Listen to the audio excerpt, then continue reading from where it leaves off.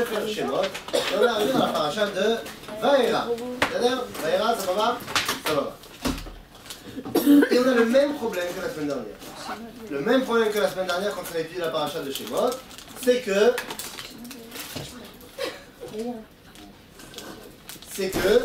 nous avons dans la tête d'abord le film et seulement après le texte. Et donc on a des compréhensions qui ne sont pas forcément top.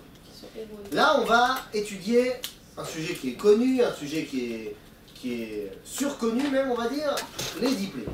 Oui, tout le monde connaît les diplés, on a vu le film, ça passe bien en termes de Hollywood, ok.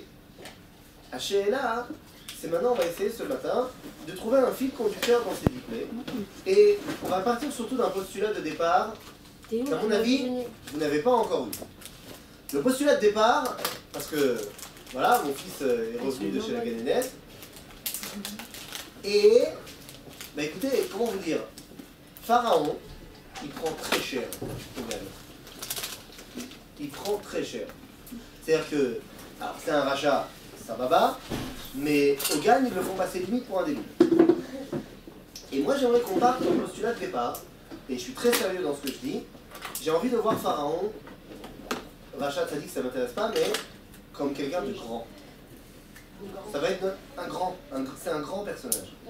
C'est-à-dire quelqu'un d'extrêmement intelligent, quelqu'un d'extrêmement, pas seulement fidèle, mais je veux dire, qui a une conscience de la grandeur qu'il occupe. Allez, Pharaon c'est le roi de l'Égypte, et en tant que tel, je vous rappelle juste que l'Égypte pour l'époque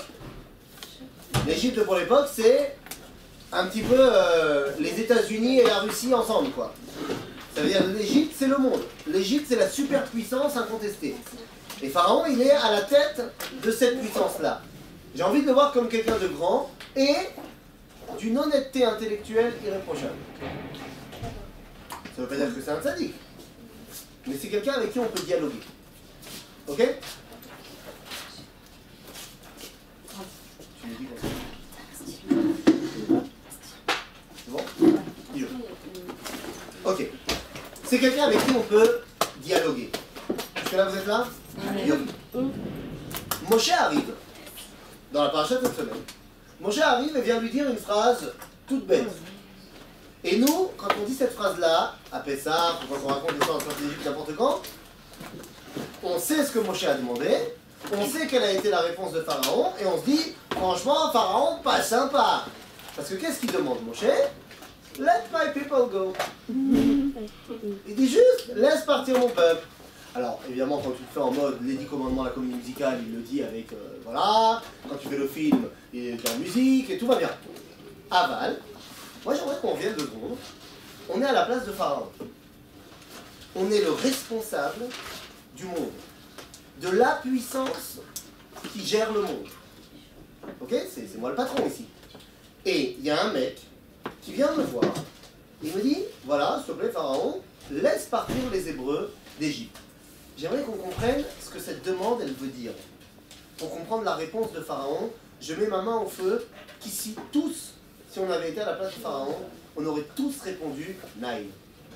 Comme lui, il a répondu « Naïm ». Il n'y en a pas un ici qui aurait libéré les Hébreux. Pourquoi? En même temps, ça lui fait du travail, des emplois. Alors, ça lui fait du travail. Tu as raison, mais tu ne sais pas à quel point tu as raison. Rappelle-toi, et moi ce qui m'intéresse, c'est uniquement les versets. Combien de Bnei Israël sortent d'Égypte? 600 000 hommes de 20 à 50 ans. Donc ça veut dire que, au bas mot, combien sortent d'Égypte? 1 million. C'est tout? Non. Il n'y a que des hommes et des femmes? Il n'y a pas d'enfants, il n'y a pas de vieillards? Alors 2 millions? Allez, entre 2 et 3 millions d'après les estimations. Ça, c'est pas mal. D'après le texte encore, et vous connaissez le Midrash, c'est marqué dans le texte, on sort seulement 1/5 du peuple. Donc ça veut dire qu'il y avait combien de juifs, d'hébreux en Égypte? Entre 10 et 15 millions. Entre 10 et 15 millions. Non, c'est beaucoup. Ok? C'est beaucoup. C'est beaucoup. Si vous imaginez tous les juifs du monde actuel, en 2017, en Égypte, c'est beaucoup. Je sais pas, et c'est d'autant plus beaucoup pour les chiffres de l'époque. Je sais même pas si c'est faisable pour les chiffres de l'époque. Maintenant, il y a un autre truc que je sais quand je lis la Torah, dans la semaine dernière, nous dit Pharaon, Yeshno Am Bnei Israël, il y a un peuple, les Bnei Israël, Rav ve'atzum mimenu, plus nombreux que nous. Donc ça veut dire non seulement il y a 15 millions de juifs, c'est un peu moins, entre 10 et 15 millions de juifs en Égypte, mais en plus on est plus nombreux que les Égyptiens. Et c'est quoi notre boulot? C'est quoi notre boulot en Égypte? Non, on est pas Esclaves. payés, non. C'est-à-dire nous sommes la force de travail qui fait tenir l'économie égyptienne et la vie égyptienne. Jusque là on est d'accord? Et je répète que l'Égypte c'est le monde entier. Donc, vous comprenez ce que ça veut dire lorsque Moshe vient voir Pharaon et lui dit « Vas-y s'il te plaît, laisse partir mon peuple » Ça veut dire accepte que l'Égypte s'effondre. Tout simplement. Que l'Égypte s'effondre. C'est tout. Voilà ce qu'il demande. Alors maintenant je vous pose la question, vous êtes à la place de Pharaon, vous dites quoi? Je dis Baruch que non. Seulement, on a dit que Pharaon, c'était un grand monsieur. Un grand monsieur, donc, il dit pas non. Hein? Bah oui, j'ai non. Là, il dit non. Non, il dit pas non. Il dit pas non, il parle oui. Il veut bien, mais il peut pas là. Il dit, regarde dans la source numéro 1, va yomer paro, parce que Moshe il vient, il dit, laisse partir mon peuple, mais qui a dit ça? Il vient au nom de qui, Moshe? De Dieu. Il dit, Dieu a dit, laisse partir mon. Va yomer paro, bah écoute, moi je veux bien, mais mi Hashem asher eshma bekono. C'est qui ce Dieu dont tu parles que je devrais écouter? C'est qui? Les Shalach et Israël. Lo yadati et Hashem. Les Gam et Israël. Lo Shalach. Je ne connais pas ton Dieu. C'est marrant. Tu viens et tu me dis Yud Kevavke, il a dit laisse partir les Hébreux. Je ne connais pas. Si tu m'avais dit Apis, Osiris et Anubis, ils m'ont dit laisse partir mon peuple. J'aurais dit ok, on peut discuter. Mais tu viens au nom de Yud Kevavke. Je ne connais pas ce mec. Mi Hashem, mais je me rappelle. Et donc, c'est une bonne réaction de Pharaon ou pas? C'est une excellente réaction. Très honnête. Comment ça se fait qu'il ne le connaît pas? Enfin, avec Esaf, il n'y a pas eu des souvenirs qu'il y a eu Dieu et tout? D'abord, Vayakom Melech Hadash al Mitzrayim Asher Lo Yada et Yosef. Oui. D'abord, c'est un nouveau pharaon. Alors, même si c'est pas vraiment un nouveau, mais il a fait semblant, machin, une chose est sûre, il y a 210 ans qui se sont passés. Donc, même si c'est la même dynastie, c'est pas le même pharaon. C'est à l'aise. Bête. À aucun moment, on a marqué dans la Torah que Yosef, il a expliqué à Pharaon qui était le Kevavke. Non, mais quand il lui a parlé des rêves, Pharaon lui a demandé de l'interpréter, il a dit c'est pas moi, c'est Dieu qui va. Raka Elohim. Il connaît Ah, Elohim, pas de problème. Si Moshe était venu au nom de Elohim, Pharaon, il aurait dit ok, je connais celui-là. D'accord. Mais il vient au nom de Dieu de Kevavke. D'ailleurs, le Midrash, il va très loin. Il dit que quand Moshe il a dit ça, il a envoyé ses mages. Il dit bon, bah alors faites des recherches. Allez sur Wikipédia, sur Google, c'est qui Yud Kevavke? Et ils sont revenus, ils ont dit on a trouvé. On l'a trouvé, il était dans un livre poussiéreux. On l'a dans la liste des vieux dieux. C'est un des plus anciens dieux. Il est très, enfin, on le connaît de là-bas. Et il est connu pour faire Midat Hadin. Maniel. Donc ça veut dire qu'ils ont entendu parler vite fait dans les archives de Yud Kevavke. Mais ils ne le connaissent pas. Ok? Et donc maintenant, toute la scène qui va suivre, c'est-à-dire les 10 plaies, va être l'explication de deux choses. Un, qui c'est Dieu? Et deux, pourquoi les Bnei Israël méritent-ils de sortir? Je vous rappelle que les 10 plaies ont été faites pour qui? Pour les Hébreux? Les Égyptiens. Choisis. Tu as deux options. Tu Les choisis. Égyptiens. Pour les Hébreux contre Hein? C'est pas Mida Kenegan Mida, comme ça? Tu vois quoi? C'est pas un délire comme ça? Tu vas Des Mida Kenegan Mida? Eh ben, mais t'as tu as raison. Je pose la question, c'est pour qui les 10 plaies? C'est pour les Égyptiens, pour mais les pour montrer aux Hébreux Hébreux aussi que Dieu existe. Donc pour les Égyptiens, pour montrer aux Hébreux. Alors, j'ai un problème avec ce que tu dis. La première partie, je l'accepte. La deuxième, tu la réfutes complètement. C'est pour les Égyptiens, tout simplement parce que Dieu va dire à Moshe, j'envoie mes prodiges sur l'Égypte, les man yedou mitzrayim ki ani Hashem. Pour que l'Égypte sache que je suis Dieu. Le projet, il est simple. Pour ce qui est des Hébreux, les Hébreux, les amis, je suis désolé de vous le dire, ils n'ont jamais vu les 10 plaies. Ah bon? Ah, ils les ont vus sur Internet, évidemment. Aux infos, ils ont bien vu qu'il y avait la plaie des sauterelles. Mais ils n'ont pas vécu les 10 plaies du tout. Alors que ce soit les midrashim que vous essuyez, par exemple, le fameux midrash de quand l'Égyptien il prenait de l'eau, c'était du sang, et l'autre il prenait de l'eau. Bah, c'est la preuve que donc, lui, il prend de l'eau. Oh, il a vu Encore une fois. miracle, quoi. Encore une fois, Ça, c'est déjà un, c'est du Midrash. Par exemple, pour ce qui est de la Torah, il y a marqué que dans la plaie de Chosher, où le Chol Bene Israël, Aya Or Bemoshvotam. Ah, c'est qu'une petite partie. Tu demandes au Bene Israël comment c'était la plaie des ténèbres, ils disent, je ne sais pas, moi j'avais de la lumière. Maintenant, ils savaient bien, ils ne sont pas idiots, ils ont vu, ils ont Internet. Ils ont bien vu qu'il y avait les diplômés. Mais c'est une grande différence de voir les choses aux infos et de les vivre. Le dévoilement, tu ne le ressens pas si tu le vois seulement aux infos. Ok? Oui? Non, mais ils étaient pas quand il y avait les deux, ils étaient encore en Égypte. C'est normal que les Hébreux. Pourquoi? À chaque fois, ça n'a pas touché les Hébreux. Oui, mais ils voyaient que ça touchait les Égyptiens. Donc c'est pour ça que je te dis. Ils ont vu sur Internet qu'il y avait la plaie des sauterelles. Ou autre, comme Chanel. Ils étaient au courant. Mais c'est une différence d'être au courant d'un événement et de le vivre. Le ressenti n'est pas le même. D'accord? Ok. Donc, on va voir. Vayavom dans la source numéro 2. Vayavom Moshe et Aaron El Paro. C'est parti, on lance les opérations. Eh bien, vite. Salut. Ce n'est que vous. Et là, la porte était ouverte, il n'y avait personne, je me suis dit qu'il y a et non. Je suis déçu.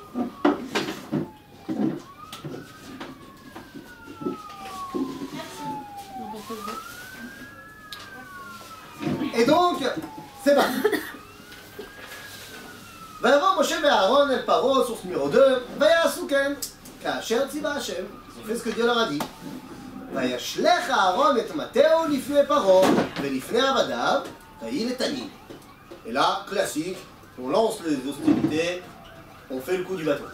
Le coup du bâton, un grand classique, il balance le bâton par terre, et boum, serpent. Est-ce que quelqu'un peut m'expliquer quel est l'objectif de cette action? Est-ce que c'est censé impressionner les Égyptiens? Regardez la suite. ויקרא גם פרעה לחכמים והם חשבים ויעשו גם הם חרטו ממצרים ולעתיהם וישלחו איש מטהו ויהי לתנין.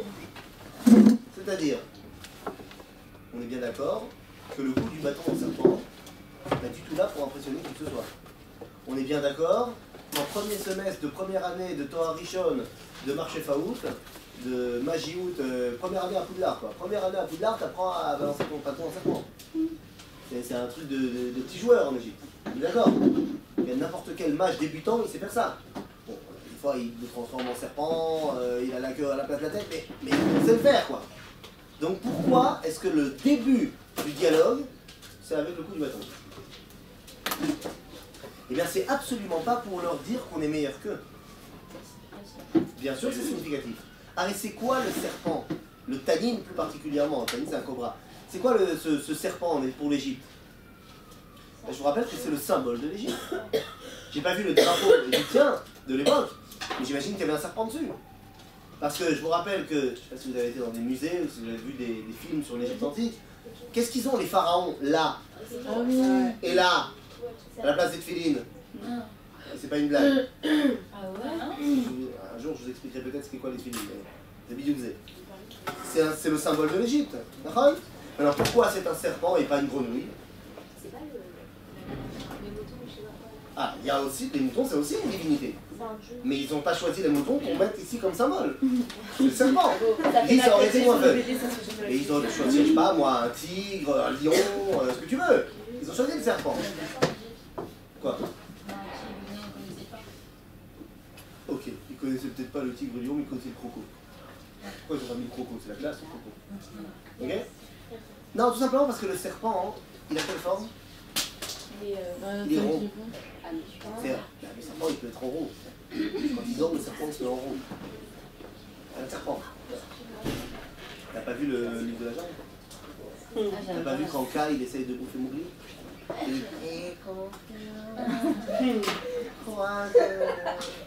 Comment il est tout autour de lui? Ça va? Bon, le serpent il est rond. Maintenant, le serpent il représente le cycle. Et le cycle, c'est le cycle quoi, comme dit Mufasa? Le cycle de Le cycle de la vie. La vie est une boucle. D'ailleurs, d'après la Kabbalah, Olam HaTeva, le monde de la nature, c'est le Olam HaIgulim. C'est le monde des cercles. Le cycle de la vie. D'ailleurs, même le mot Teva, ça veut dire quoi Teva? Nature. C'est un mot qui n'est pas dans la Torah, mais c'est un mot plus rare, quoi. Mais ce mot Teva, il vient au niveau étymologique du mot Tabat. Une bague. Parce que c'est bon. Ah, c'est pas la bague qui vient du. Non. Teva, ça vient de Tabat, c'est pas là. C'est marrant parce que la bague, elle a été créée après la nature. Oui, bien sûr, mais le mot Teva qui représente la nature, il n'existait pas avant. C'est un mot qu'on a inventé plus tard. Ok? Comment on disait d'ailleurs nature à l'époque? Minago shelola. C'est-à-dire la façon dont le monde il se gère. D'accord? Mais Kitsour, le serpent c'est le cycle naturel. Tu veux une feuille?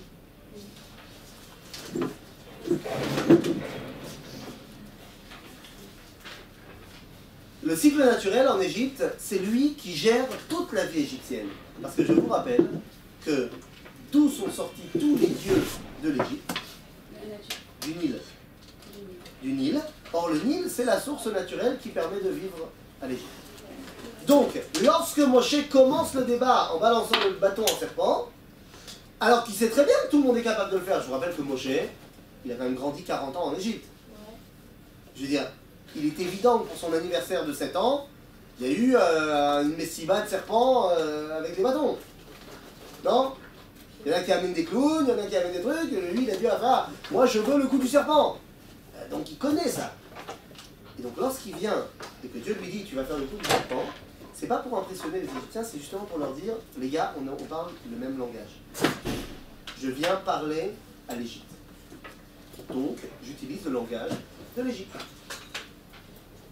Maintenant, ça par exemple, c'est dans la Torah. C'est ce qu'on appelle Dine Tochecha. Les lois sur les remontrances. Vous savez qu'on a une mitzvah de Ochiach, Tochiach et Amitecha. C'est-à-dire, si tu vois ton prochain faire quelque chose de pas comme il faut, tu dois lui dire quelque chose. Évidemment, tu dois lui dire bien, gentiment, machin, évidemment, mais il faut que tu lui dises quelque chose, surtout si c'est ton ami.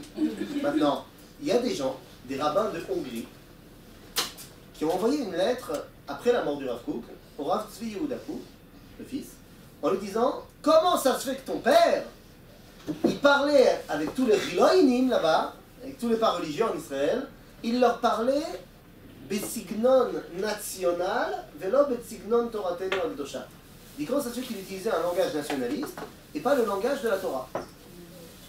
Et le Rav Tzvi Yehuda il a expliqué parce que c'est Mishum Dine Tochecha.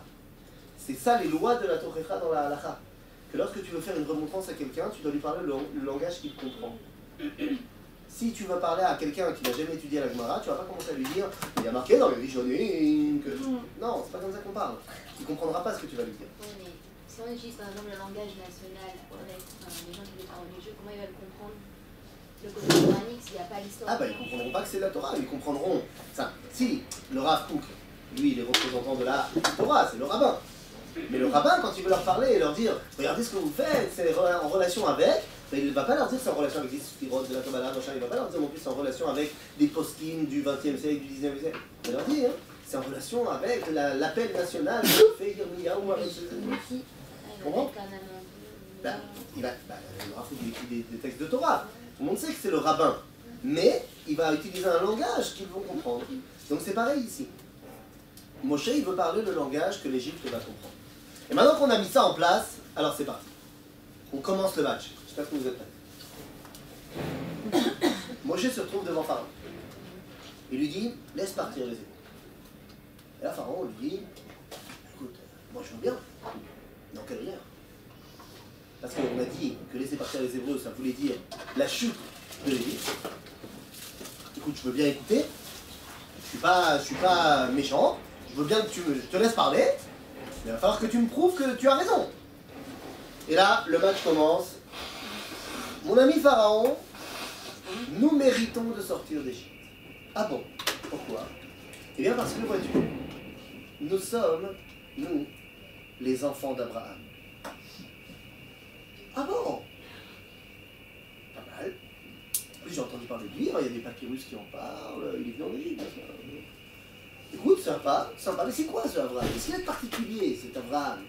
Ah bon, qu'est-ce qu'il y a de... Bah écoute, Abraham, source numéro 3.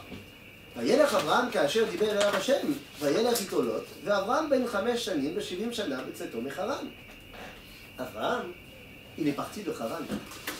Haran, c'était la grande ville sur le fleuve. Vous savez bien qu'à l'époque, toutes les grandes villes, elles sont sur les cours d'eau, parce que on a besoin de l'eau pour vivre. On est dépendant des ressources naturelles. Vous êtes avec moi? Le fait qu'Abraham soit capable de partir de Haran, vous connaissez d'ailleurs très bien le Midrash qui dit, il s'appelle Abraham à Ivry parce que, ou Avar et Tana, on a dit que c'était pas le pshat, mais c'est bien dans le Midrash, pour dire quoi? Que Abraham est capable de se détacher des lois de la nature. Il est au-delà de la nature. Et vous connaissez également le deuxième Midrash que je vous amène ici dans la source numéro 4, dans Bereshit Rabbah. Vous savez que lorsqu'il était à Haran, le roi de Haran c'était Nimrod, et il n'aimait pas du tout le côté monothéiste d'Abraham. Et il a fait le coup de la fournaise. Quel c'est le coup de la fournaise? Regardez. Haran Kaim Pelug. Amar, Ma'en Avshecha. Nimrod il a balancé Abraham dans la fournaise. Mais il y avait Haran à côté, son frère. Il lui a dit, et toi alors? T'es avec Abraham ou t'es avec moi? Il a dit, écoute, אם נצח אברהם, אנה אמר מן אברהם אנה, ואם ניצח נמרוד, אנה אמר דנמרוד אנה. Il a dit, si Abraham il sort vivant, je suis avec Abraham, s'il sort mort, je suis avec Nimrod. Bah sauf Abraham il est sorti vivant, lui comme c'était vrai, bah il est mort. Mais ça veut dire quoi? Le Midrash te dit qu'Abraham il a été balancé dans le feu, et il a survécu. Mais ça c'est pas naturel. Naturellement, quand tu vas dans le feu, tu meurs. Donc c'est la preuve que Abraham, c'est quoi sa qualité première? C'est d'être capable d'aller au-delà de la nature. Ou comme dirait Rafiki dans Le Roi Lion 3, qui en fait est 1,5, au-delà de ce que tu fais. Au-delà. Ça c'est Abraham. Ça c'est Abraham. Alors Pharaon il dit, écoute, très bien, j'avoue, c'est Abraham beau gosse. Mais le fait que Abraham avait une qualité incroyable de dépasser la nature, ça ne veut pas encore dire que vous, les descendants d'Abraham, vous avez hérité de cette qualité-là. Ah! Et donc là, il va falloir mettre en place un principe de base qui est marqué dans la Gemara, dans Masechet Shabbat. Chez Shabbat, matzil et travrotea. Que le Shabbat protège ses amis. En gros, les amis de mes amis sont mes amis. Et donc là, on va mettre en place un schéma très simple. Dès qu'il y a une plaie, ben on va voir qui la plaie frappe. Si elle ne me frappe pas moi, c'est qu'elle est copine avec moi. Si elle frappe toi, c'est qu'elle n'est pas copine avec toi. C'est-à-dire qu'on est copains de ce niveau-là, de ce dévoilement-là de la plaie. Et donc on a dit, la première question c'était de savoir est-ce que la qualité d'Abraham de dépasser la nature, est-ce que ça nous a été transmis? Mon chef dit bah, pas de problème, on va faire la première plaie. C'est quoi la première plaie? Dame. C'est-à-dire dame. On va frapper la source de la nature de l'Égypte. On va frapper le Nil. Et on va voir qui est capable de supporter ça. Celui qui est capable de supporter ça, ça veut dire qu'il est capable d'être au-delà de la nature. Qui a parlé de plaie? Qui a commencé à parler de plaie? Ah, mais mon chef, il a dit ok, très bien, ma quatre dames. Maintenant, moi, tout ce qu'on est en train d'expliquer autour des plaies, c'est le pourquoi de cette plaie-là et pas une autre. Parce que je comprends qu'il y a 10 plaies, tu les connais bien, mais tu n'as jamais posé la question pour pas autre chose. Ok? C'est significatif. Évidemment, c'est ce qu'on est en train de faire. Vous pouvez répéter ce que vous venez de dire? Je viens de dire que dans la mesure où la première étape c'est de vérifier si on a hérité des qualités d'Abraham, à savoir de dépasser la nature, on va frapper la source de la nature de l'Égypte, le Nil, et on va voir qui résiste à ça. Ok? Mais c'est vraiment ça le problème. Pas quand il a vu que les Juifs n'étaient pas frappés, il a toujours refusé. Non, la date, ça va trop vite. On va voir. Donc il y a la première plaie. ויעשו כן משה ואהרון סוף numéro 5 כאשר ציווה השם וירם במטה ויח את המים אשר ביאור לעיני פרעה ולעיני עבדיו ויהפכו כל המים אשר ביאור דם. Première plaie, on voit que les Bnei Israël ne sont pas touchés. Et les Égyptiens sont touchés. Ils sont touchés par quoi? Bah, c'est que eux, ils n'ont plus la source naturelle. L'eau, c'est du sang, pas l'eau. Et nous, quand on veut boire de l'eau, toujours de l'eau. C'est ça le coup de la plaie.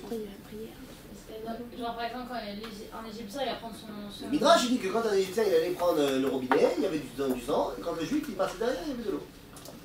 Alors c'est évidemment pas comme ça que ça s'est passé, parce qu'ils n'étaient pas au même endroit, mais c'est pour te dire que les Bnei Israël, eux, ils ne sont pas touchés par ça, les Égyptiens. Donc, cette qualité de dépasser la nature, eh bien, a été transmise à nous, les descendants d'Abraham. Oui. Mais combien de temps a duré cette plaie? Marloquet. Il y en a qui disent une semaine, il y en a qui disent plus. Et comment ils ont pu survivre sans eau? Ah non, la Torah dit que très rapidement, c'est le Nil qui a été touché. Très rapidement, ils ont creusé des puits, machin, ils ont trouvé de l'eau. Ok, Parce que justement, on veut pas qu'ils meurent tout de suite. C'est pas le but. ça m'a perturbé. Ok? Ben c'est marqué dans la Torah exactement ça, qu'ils ont creusé et ils ont trouvé. Si, il y a un juif qui faisait voir un égyptien. Comment dire? Ah. Mais non, mais. Oui, c'est oui, pas après, un le juif gars, qui c'est fait cool. Il dit qu'au moment où l'Égyptien il prenait, pouf, c'était plus là. Ok? Oui, mais si le juif, si l'Égyptien il est juif. Alors, il est pas égyptien. Ça, c'est vrai. Ok. Non, parce que juif, c'est pas une religion, c'est une nation.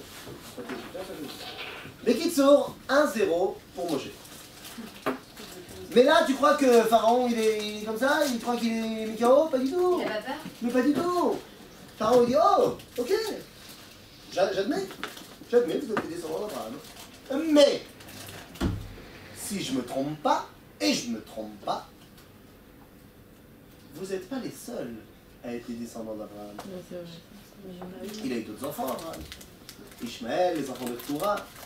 Donc moi, en tant que représentant du monde, ben, je représente aussi un petit peu les autres descendants d'Abraham. Donc il n'y a pas de raison. Oh, bam, un partout. Seulement, Moshe il dit, ok, bien joué. Mais on n'est pas seulement les descendants d'Abraham. Nous sommes également les descendants de Yitzhak. Ah bon? Je ne connais pas celui-là. Il n'avait pas joué en Égypte, je ne connais pas. Qu'est-ce qu'il y a de particulier, votre Yitzhak? Yitzhak, source numéro 6. ויבואו אל המקום אשר אמר לו האלוהים, ויבן שם אברהם את המזבח, ויערוך את העצים, ויעקוד את יצחק בנו, וישם אותו על המזבח ממעל העצים. On a dit ça quand on était ensemble lundi à Yafo. On a parlé de la Akedat Yitzhak et on a dit pourquoi elle s'appelle Akedat Yitzhak, ויעקוד את יצחק בנו, alors que personne ne lui a demandé de l'attacher. Qui a demandé à être attaché? Yitzhak lui-même. Vous savez pourquoi d'ailleurs? Pour pas bouger, pour que son korban soit un vrai korban. Donc ça veut dire que c'est quoi la qualité de Yitzhak? C'est, au-delà de Midat Nahon, tu as raison, Midat Nahon, mais là, c'est quelqu'un qui est prêt à l'imsor et à nefesh. C'est quelqu'un qui est prêt à donner sa vie pour lui. C'est pas mal. Pour Dieu, il a été prêt à se faire sacrifier quand même. Je veux dire, quand on dit que c'était dur pour Abraham, je comprends que sacrifier son fils, c'est pas facile. Enfin, Yitzhak, ça n'a pas dû être simple non plus, quoi. Donc Yitzhak, il a la qualité de Messirut Nefesh. Alors là, Pharaon, il est bluffé. C'est vrai que c'est pas mal. Mais dis-moi, est-ce que cette qualité-là vous a été transmise? Ah, très bonne question. Deuxième plaie. C'est quoi la deuxième plaie? Les grenouilles, quel rapport? Quel rapport avec les grenouilles et la Messirut Nefesh? Eh bien regardez, source numéro 7. Amar, attends, source numéro 7, c'est ce qu'on a dit, que Yitzhak il a demandé d'être attaché. Source numéro 8. Vacharat, le 6, c'était quand il arrive pour faire la Hakeda. Source numéro 8. Vacharat ayahu tsefardéim, ve'alu ba'u batecha, ובחדר משכבך, ועל מיטתך, ובבית עבדיך ובעמך. Les grenouilles, elles étaient où? Dans ta maison, dans ta chambre, sur ton lit, dans la maison de tes esclaves, dans tout ton peuple. Bon, jusque-là, c'est pas cool. Mais quel rapport avec la mission de Nefesh? Ouais, mais quel rapport avec le fait d'être prêt à donner sa vie? La suite du verset. La suite du verset. Tu vois? Qu'est-ce qu'il y a marqué? Dans la 8, à la fin de la ligne. Uvetanurecha ubemishaotecha. C'est-à-dire que où les grenouilles elles étaient également allées? Dans les fours. Et Rashi, elles sont rentrées dans les fours, dans les maisons il y a des fours. Et bien les grenouilles elles rentraient là-bas. Également. Donc t'as nous. Hein? D'accord? Et dit le Midrash, c'est ulmad minat sfardeim. Sors et va apprendre de la grenouille qui a été prête à donner sa vie pour faire la volonté de son créateur. Mais pourquoi les grenouilles et pas un autre animal? Ah, pourquoi des grenouilles et un autre animal? C'est une très bonne... Pourquoi le sang et pas un autre truc? Alors là, je reviens à ce que disait Malki, c'est Mida Keneged Mida. Et là, pour que tu comprennes dans chaque plaie, pourquoi celle-là exactement, ça aurait pu être un autre animal, il faut que tu lises tout le Midrash Rabbah et Tanchuma sur ce que nous ont fait les Égyptiens, et tu vois la correspondance. Okay? Pour faire simple, le coup du sang dans le fleuve, c'est parce qu'ils ont balancé les bébés dans le sang, dans le fleuve. Ils ont versé le sang dans le fleuve, alors Et dans chaque clé, le Midrash il t'explique qu'est-ce qu'ils ont fait pour mériter celle-là en particulier. Une question. Les grenouilles, c'est Hachem qui les envoie. D'accord. Mais c'est-à-dire qu'Hachem, pendant tous les pieds, il reçoit plein de. Pas de qualité, mais. Ah ouais, c'est pas comment dire. Il reçoit. Genre, il est valorisé. Ah oui, bien sûr, bah, c'est le but du jeu. Le man y est d'où Mitzrayim qui a Hachem. Le but aussi des 10 plaies, c'est que l'Égypte connaisse Dieu. Et donc, c'est évidemment le but. Mais qui sont les grenouilles? Elles sont rentrées dans les fours. Donc, elles ont également montré cette qualité de Messirut Nefesh. Encore une fois, les Égyptiens sont frappés, les Hébreux sont épargnés. Oui. Ouais, parce que quand le fait qu'ils soient frappés et eux pas frappés, ça montre juste qu'ils ne sont pas soumis à la loi naturelle. Non, ça, la loi naturelle, c'était le fleuve de l'Égypte. Oui, mais je vois Maintenant, pas la question de Messirut Nefesh. Est-ce que c'est un truc que... Voilà, c'est pas cool les grenouilles chez toi. D'accord. Maintenant, si t'es ma copine, parce qu'on a la même qualité, je vais pas aller t'attaquer. Donc le fait que les grenouilles qui ont montré la qualité de Messirut Nefesh n'attaquent pas les Bnei Israël, montre qu'on a la même qualité, on est copains. Ok? Bekitsour, 2-1. 2-1 pour Moshe. Pharaon, il dit ok, j'admets, je suis fair play. Mais, si je me trompe pas, et je me trompe pas, vous n'êtes pas les seuls à être des descendants de Yitzhak. Ah, il y a eu Esav. Esav, je vous rappelle qu'il a donné quelle religion? Chrétien. Or, cette qualité de Messirut Nefesh, on l'a tout à fait retrouvée chez les premiers chrétiens, qui se faisaient persécuter et massacrer pour leur religion, et ils étaient prêts à donner leur vie pour ça. Donc on voit que effectivement, vous n'êtes pas les seuls, de deux. Bon, Moshe, qu'est-ce qu'il dit? Il dit écoute, je vais te surprendre, mais on n'est pas seulement les descendants d'Abraham et Yitzhak. On est aussi les descendants de Jacob. Ah ah! Je te connais celui-là. Celui-là il est venu en Égypte, il est resté quelques années en Égypte. On le connaît bien celui-là. Mais rappelez-moi, parce que, juste pour être sûr, c'est quoi la qualité, c'est quoi ce Jacob? Qu'est-ce qu'il y a de particulier? Ah! Jacob! Ouh! Jacob, c'est celui qui est capable d'être divin. C'est-à-dire c'est celui qui est capable de montrer la qualité du divin qui vient en chacun d'entre nous. Comment? Je vous rappelle que lorsque Yaakov il revient de chez Lavan avec toutes les péripéties et qu'il arrive à Shrem, il revient en Israël, Dieu l'appelle Israël, et il y a marqué Vayikra lo El Elohé Israël. Quelque part, Yaakov il est un peu divin. Bon, ça ne veut pas dire qu'il est Dieu, mais ça veut dire qu'il est capable de dévoiler le divin, la parcelle divine. Ah ah bon! D'ailleurs, regardez la source numéro 9. Très bizarre. Vous vous rappelez que Yaakov il est mort en Égypte? Vous savez quelle est la dernière demande qu'il fait à Yosef? Regardez, Vaikrevu yemei Israël lamut. Vaikra livno le Yosef, ויאמר לו, אם נא מצאתי חן בעיניך, שים נא ידך תחת ירכי, ועשית עמדי חסד ואמת, אל נא תגברני במצרים. La seule chose que je te demande avant de mourir, ne m'enterre pas en Égypte. Et là, on peut se demander pourquoi. Est-ce que c'est juste pour être enterré à côté de papa et papy?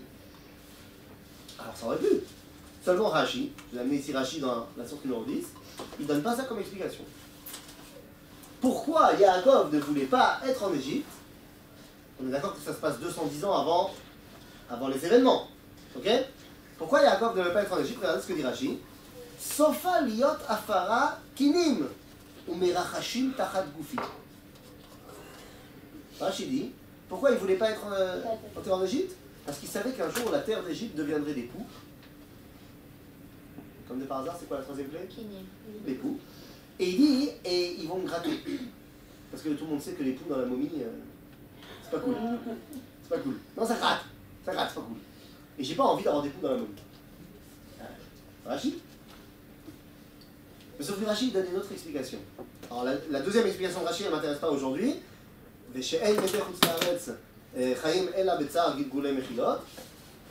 gros, c'est pas cool de se faire enterrer en Khutz Laaretz. Mais au-delà de ça, la troisième explication de Rashi, elle est folle. Elle dit quoi?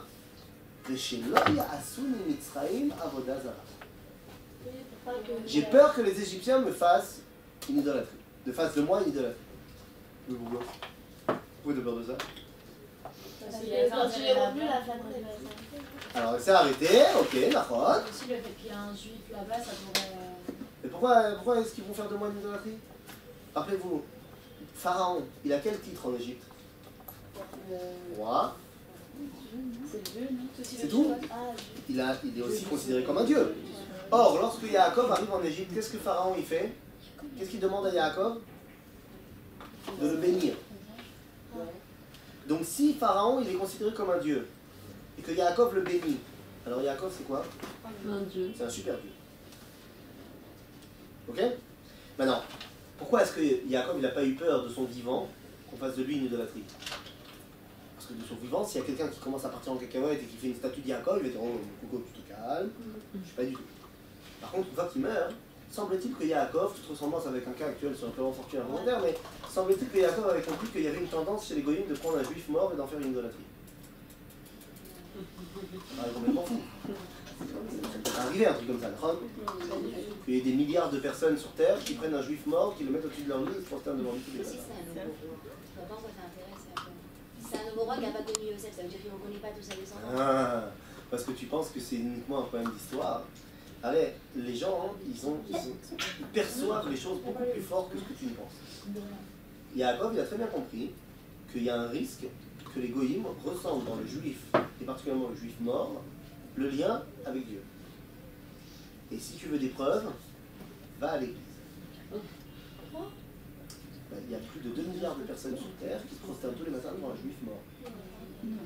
D'accord, évidemment on va parler aux églises, mais que tu comprennes d'où ça vient cette idée, il se trouve qu'on a compris qu'est-ce qu'il voulait dire Yaakov. C'est pas leur religion, ça n'a rien à voir avec le Dieu, c'est juste. Ah, parce qu'ils ont pris Jésus par hasard, tu penses? Non, ils ont pris. Ouais, Parce que tu penses qu'ils n'ont pas pris un juif parce que c'était un juif. Parce que tu comprends, tu penses qu'ils ne voient pas dans le peuple juif celui qui est le lien avec Dieu. Ah, peut-être qu'ils le savent, mais. Évidemment qu'ils le savent. Ils ont peut-être Évidemment pas. qu'ils le savent. Ah, moi non plus. Pour l'instant, je comprends toujours pas le rapport avec l'époux. Vas-y, on l'a dit. C'est quoi? Bah, il a peur que la terre devienne. Ah oui, mais d'accord, mais quel rapport entre le fait que la terre de l'Égypte, ça soit des poux, et l'idolâtrie? Eh bien, tout simplement parce que jusque-là, les 2 premières plaies, et c'est marqué dans la Torah, que les mages égyptiens, ils ont réussi à les faire aussi. Ah oui, c'est pas l'impression. Regardez la source numéro 11. Vayasu ken achar tumim velatem. Les mages ont essayé de faire la même chose. C'est la 3e plaie. L'otzi et akinim. Velo yacholu. Ils n'ont pas réussi. Nous dit Chazal, pourquoi ils n'ont pas réussi? Parce que c'est trop petit. Les forces du côté obscur n'arrivent pas à créer quelque chose d'aussi petit. Dans les 2 premières plaies, ils ont réussi eux aussi à transformer l'eau en sang et à faire sortir des grenouilles. Mais là, ils ont essayé de reproduire les kinim. Comment ils ont fait? L'image. Ah, avec la magie? Évidemment, c'est des sorciers. Attends, vous êtes un peu là, parce qu'il y a- c'est le professeur Hogg, c'est eux. Non, mais ça. Pourquoi? Qu'est-ce qu'il y a? J'ai pas compris, quel est le problème? La sorcellerie. Dorit, quel problème? Je comprends pas, ça n'existe pas la sorcellerie et tout Ah bon? ce truc. Pourquoi tu dis ça? Si ça existe. Ça Pourquoi tu dis existe. que ça existe pas? Parce que je crois pas. Ah, c'est autre chose. Il y a des forces dans ce monde, n'est-ce pas? Ouais. Il y a des gens qui sont capables, d'utiliser ces forces-là. Est-ce que tu as entendu parler des fakirs? Ah oui. C'est quoi? Les fakirs en Inde, des gens qui arrivent à marcher sur des clous et ça leur fait rien, qui arrivent à léviter, ça leur fait rien. Évidemment que c'est pas quelque chose que le judaïsme il le pousse à faire, parce que c'est utiliser des forces de manière technique en les détachant complètement du niveau moral. Et nous, on veut être attachés à la morale et pas à la technique. Ok? Maintenant, ces forces-là, elles sont de moins en moins utilisées aujourd'hui. Pourquoi? Parce qu'il y a une autre force qui est en train de les battre toutes. Ça s'appelle la technologie. Donc on est beaucoup moins attaché aux forces de la vie. Ok? J'en veux pour preuve mon vélo électrique. Bah, je sens pas tellement les montées. Alors que si je le faisais à pied ou en vélo normal, ce serait autre chose. Mais Kitsour, ils n'ont pas réussi. Ils ont essayé, ils n'ont pas réussi. Et quand ils n'ont pas réussi, qu'est-ce qu'ils ont dit les mages? Etzba Elohim hi. Il doit. Oh, bah alors ça, puisqu'on n'arrive pas à le faire, c'est divin. Donc, maintenant tu comprends le rapport entre l'époux et la Avodah Zarah. Parce que lorsque la terre d'Égypte est devenue des poux et que les mages n'ont pas réussi à le refaire, ils ont dit, oh, ben ça c'est divin. D'où est-ce qu'on a vu cette parcelle du divin en Égypte? De Yaakov, quand il est arrivé. Et donc, maintenant, eux qui se revendiquent comme les descendants de Yaakov, ben on comprend tout le rapport. Donc, Là encore, les coups ont attaqué les Égyptiens, pas nous. On a à hériter de la qualité de Yaakov. 3-2 pour nous. Pas mal. Juste. Oui. Il dit que de Esav, il vient des chrétiens. Mais les chrétiens, ça part de Jésus. Et Jésus, il vient de Jacob. Tu as totalement raison de dire cela. Il n'empêche que le christianisme, certes, il a été lancé par des juifs, mais les terres du christianisme, c'est les terres de Esav. L'ambiance du christianisme, c'est une ambiance qui est véhiculée par la mentalité de Esav. Mais ne pas les défendre en Esav. Les premiers chrétiens, non, mais les chrétiens, oui. C'est-à-dire, les premiers chrétiens, c'était des juifs. Mais ils ont vendu ça à qui? Aux Romains. Bekitsour, 3-2 pour nous. Mon ami Pharaon, je suis désolé, mais voilà. On mérite de sortir d'Égypte parce qu'on est les descendants d'Abraham, Yitzhak et Yaakov. Et que nous avons hérité leur qualité. Et je suis désolé, tu peux pas me jouer maintenant la carte de il y en a d'autres des descendants de Yaakov. Non, c'est que nous. Donc qu'est-ce qu'il va dire maintenant Pharaon? Il va abandonner le match? Pas du tout. Parce qu'il veut être sûr, il veut vérifier. On a dit avant que tu arrives, que Pharaon, c'est un grand homme. Et il veut vérifier à fond. Tant que j'ai un argument pour ne pas te laisser partir, parce que je te rappelle que te laisser partir, ça veut dire accepter que l'Égypte s'effondre. Donc si tu veux que j'accepte que mon peuple meure, il faut une raison. Maintenant, je te rappelle aussi qu'il y a tout le temps, à chaque fois après les plaies, Dieu qui endurcit son cœur. Pour qu'il n'accepte pas de laisser partir. Pourquoi? Justement pour que la vérification se fasse jusqu'au bout. Et donc, maintenant, qu'est-ce qu'il va nous dire Pharaon? Il dit, bah écoute, je veux bien que vous êtes des descendants d'Abraham, Isaac et Jacob, j'admets. Mais, si je me trompe pas, et je me trompe pas, à un moment donné de votre histoire, c'est vous qui avez décidé de lier votre destin au nôtre. C'est vous qui êtes venus en Égypte, les gars. On vous a pas forcé. Vous avez décidé de venir ici, de vous lier à nous. On a construit plein de choses ensemble. Bah, à ce titre-là, vous ne pouvez pas nous abandonner en famille. 3-3. Ah ah. C'est une bonne question. Effectivement, Pharaon, j'avoue, c'est une bonne question. Tu dis qu'on est venu chez vous. D'ailleurs, ça s'est passé à quelle époque, ça? On sait. D'accord? Donc en fait, tu dis quoi, Pharaon? Tu dis qu'on est mélangé. Donc c'était le pharaon qui était là. Non, il n'y a pas besoin de vivre à l'époque pour savoir qu'est-ce qui s'est passé 200 ans avant. Il a lu des livres d'histoire. Quoi? T'es obligé d'avoir vécu la Révolution pour savoir ce qui s'est passé? Non. Maintenant, il demande quoi en fait Pharaon? Là, il dit, on est mélangés les uns les autres. Comment on dit mélanger en hébreu? Non, bilboul c'est dans le sens bilboul dans le sens perturbé, genre. Je suis embrouillé. Ouais. Comment tu dis? Les arbev. Vidéo. Les arbev, ça veut dire mélanger. T'es arbev en cuisine. T'es arbev. Mélange. Ok? Les arbev. Irbouv. Mélange. Il n'y a qu'un bête à la fin. Ouais. Et c'est quoi? Un lettre, un Tu vois? Encore en lettre.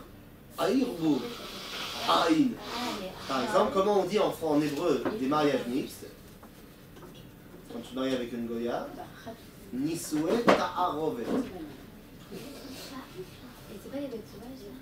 Alors, attends, vous n'avez pas encore bête sauvage. Donc, qu'est-ce qu'il demande Pharaon? Il demande l'examen pour voir est-ce qu'on est véritablement mélangé à eux. Et vous avez bien compris que comment on dit mélanger? Irbouv. Donc, c'est la quatrième paix qui arrive, c'est Makat Arov. Tu demandes quoi, Pharaon? Tu dis qu'on est mélangé à vous? Et donc à ce titre-là, on n'a pas le droit de sortir? Donc on va faire l'examen du mélange. Est-ce que vraiment on est mélangé à vous? Tu dis qu'on est mélangé. Est-ce que c'est vrai? On a dit mélange, ça se dit Irbouv. Donc la plaie qui arrive maintenant, c'est Arov. Est-ce qu'on est mélangé ou pas? Alors toi, tu dis, quelle forme elle a pris cette plaie? Les bêtes sauvages. Parce que toutes les Haggadot, elles ont décidé de suivre l'avis de Rashi. Il dit que c'est des bêtes sauvages. Mais il y a un autre avis dans Chazal qui dit que c'est des petits insectes qui se mélangent à notre vie. Genre qui arrivent et qui ne te laissent pas tranquille. Genre t'es tout le temps comme ça. Mais non, jamais, que ce soit bête sauvage ou petit insecte, c'est Arov. C'est la plaie du mélange. Est-ce qu'on est mélangé ou pas? Maintenant, jusqu'à présent, les 3 premières plaies, qu'est-ce qu'elles ont? Elles ont fait quoi comme séparation? Elles ont attaqué les Égyptiens et elles ont laissé tranquilles les Hébreux. On est d'accord avec ça? Et bien vous allez voir que cette 4e plaie, la séparation n'est pas faite entre Égyptiens et Hébreux. Parce que c'est quoi la réponse que Moshe donne à Pharaon? Il dit, tu sais quoi, tu dis qu'on a été mélangés? C'est pas vrai. Yosef, effectivement, il s'est fait venir en Égypte. Mais Yosef, il a inventé un truc incroyable. Comment vivre chez toi sans être chez toi vraiment? On appelle ça en français l'invention du ghetto. C'est quoi le ghetto juif? C'est je suis chez les autres, mais je suis que entre nous. Je suis chez toi, mais sans être vraiment chez toi. Prenez un exemple, on a déjà parlé de ça, un exemple d'un quartier dans une grande métropole, une capitale française, où il n'y aurait que des juifs, où il n'y aurait que des restaurants cachers, où tout serait marqué en hébreu, machin. Les gens ils n'ont pas l'impression d'être Paris. Ils ont l'impression d'être dans le 19e. C'est une autre monde. Hein? Oui, au Strasbourg ça marche aussi, pas de problème. Les Kitsour, où est-ce qu'on était? Où est-ce que Yosef il nous a mis? Il ne nous a pas mis en Égypte, il nous a mis à Goshen. Et on avait fait le cours avec le Kliakar pour dire à Goshen il se sentait bien. Ok? Et donc, regardez la 4e plaie, source numéro 12. La source numéro 12, lorsque Yosef nous fait rentrer en Égypte, il nous dit Veyashavta be'eretz Goshen, ve'ita karov elai, ata ubanecha u'benecha, ve'tzonecha u'bekarecha v'chol asher lecha. Donc Yosef ne nous a pas installés en Égypte mamash, il nous a installés à Goshen. Donc on est chez toi sans être chez toi. Et c'est pour ça que dans la source numéro 13, c'est la plaie, donc la 4e plaie. Pour une fois, il n'y a pas de séparation entre Égyptiens et Hébreux. Regardez ce que dit le verset. Veifleti bayom hahu, je fais la différence en ce jour-là. Et Eretz Goshen, asher ami omed alea, lebilti yot sham harov, leman teda ki ani Hashem bekerev haaretz. C'est quoi la différence qui est faite dans la 4e plaie? Goshen et le reste de l'Égypte. Pour bien montrer que c'est de ça qu'on parle. Et là, Pharaon, il en a pris un sacré coup. Parce que 4-3. Oui? J'ai pas très bien compris. Qu'est-ce qui se passe? À partir de quand tu m'as perdu? Non, juste là, maintenant, la prochaine. Tu as compris qu'on était les descendants d'Abraham, Isaac et Jacob? Oui, j'ai compris, mais la plaie, elle frappe que en Égypte, mais pas à Goshen. Vidéo. Et tous les juifs, ils sont restés que à Goshen? C'était là qu'on était. Alors, il y a toujours cette distinction, parce qu'on dit... C'est ce que Moshe essaie de lui expliquer. Ah, ok. On n'est pas vraiment mélangés à vous. Ah, ok, d'accord. C'est vrai qu'on est en Égypte, mais en fait, on est resté entre nous. Tu as raison aussi, même si tu ne le dis pas, qu'il y a des juifs qui sont sortis de Goshen. Mais ici, la Torah veut te montrer que la différence, elle est faite avec ça. Et semble-t-il, les juifs qui sont sortis de Goshen, ils sortiront pas non plus d'Égypte plus tard. D'accord, mais donc c'est toujours pareil, ça touche toujours que les Égyptiens. Oui, mais là, on veut t'expliquer que la différence, elle est faite entre Goshen et le reste de la terre pour te montrer qu'il y a une différence entre les Égyptiens et les Hébreux. D'accord. S'il y avait des Égyptiens à Goshen, parce que de la même façon qu'il y avait des Juifs à l'extérieur, il y avait des Égyptiens aussi qui sont venus faire du business à Goshen, eux étaient touchés par les Il y blessés. avait les Lévites à Goshen. Parce que les Lévites, eux, ils sont restés à Goshen. Alors, eux, ils ne sont pas sortis. Il y avait d'autres Juifs aussi à Goshen. La différence, c'est qu'il y a dans les autres tribus, il y en a qui sont sortis de Goshen. Ok? Oui. Et toi, sagesse, elle a fait autant de plaies, autant de divans à cette époque-là, pourquoi j'en ai à l'époque de la Joël? Ah!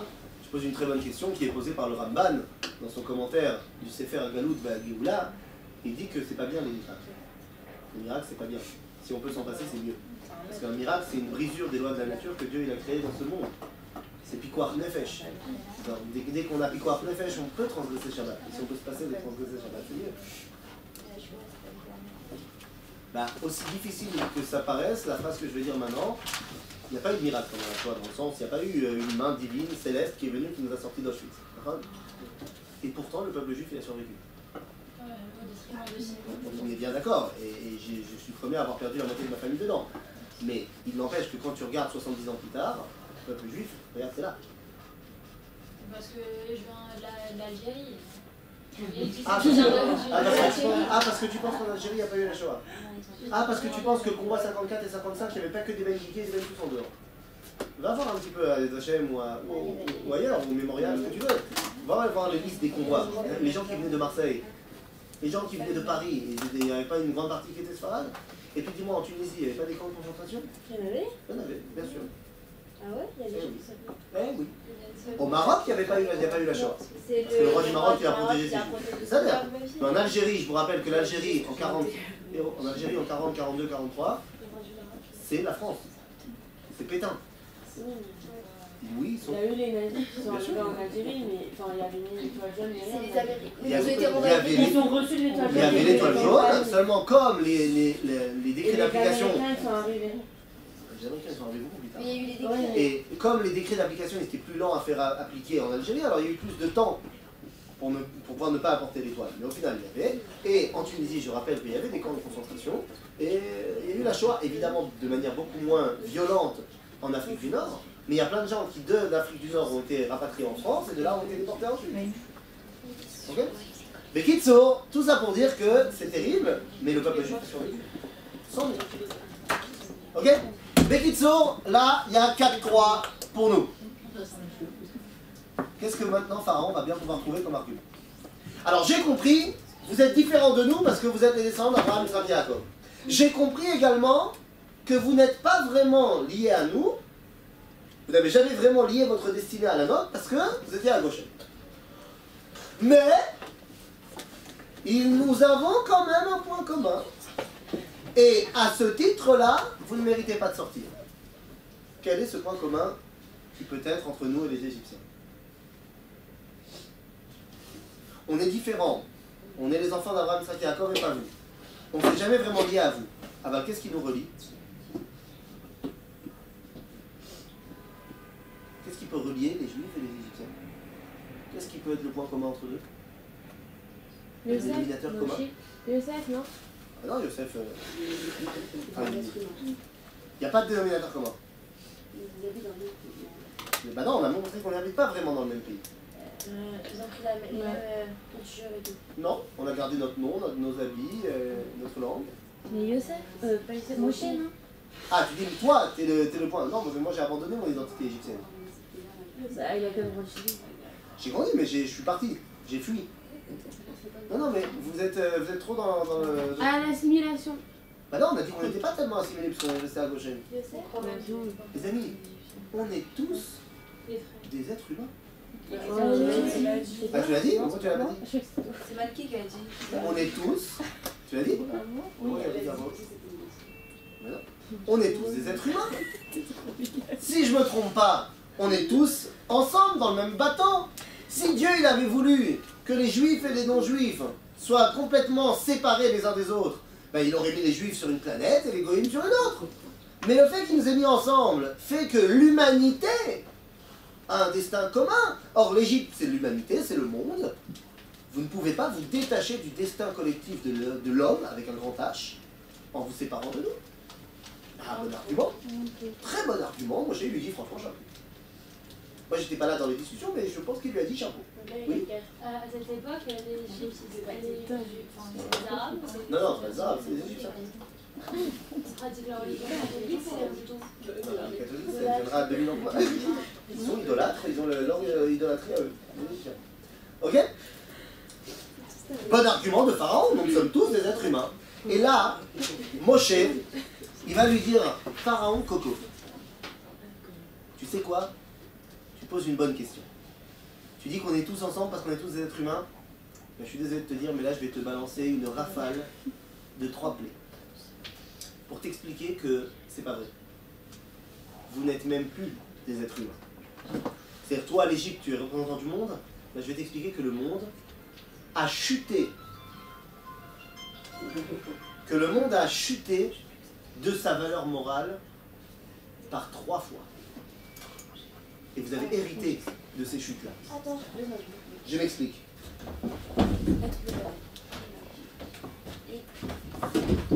On a dit, dame.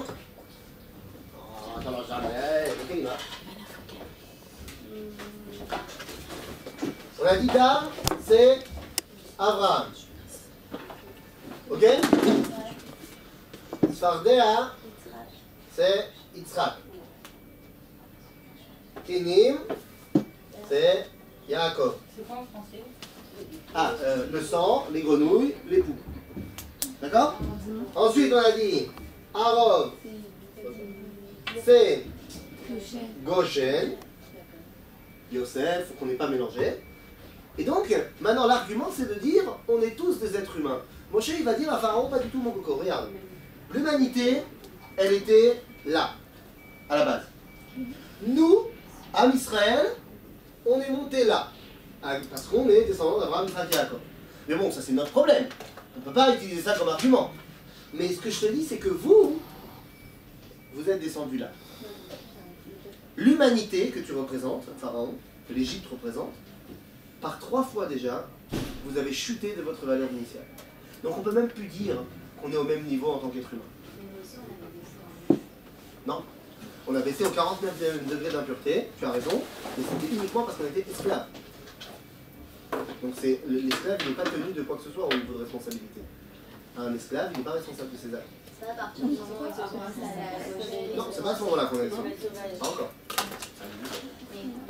Ok? Alors c'est quoi ces 3 chutes morales? Effectivement, quelles sont les 3 grandes chutes de l'humanité d'après la Torah?